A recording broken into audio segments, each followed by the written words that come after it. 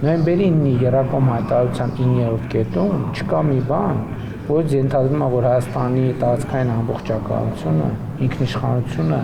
իրավազորությունը պիտի որևէ ձևով նսեմացվի, այնտեղ չկա մի բան, որ երրորդ ուժ պետքա մեր երկրի տարածքում ներկայություն ունենա եւ ներողություն, կասեմ հեսա։ Եվ այնտեղ հստակ փոխադարձության սկզբունքը արձանագրված։ Այս առաջինը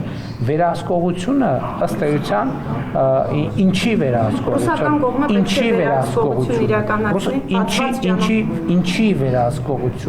ինչի վերահսկողություն, հասկանաք, շատ կարևոր է այդ հարցի պատասխանը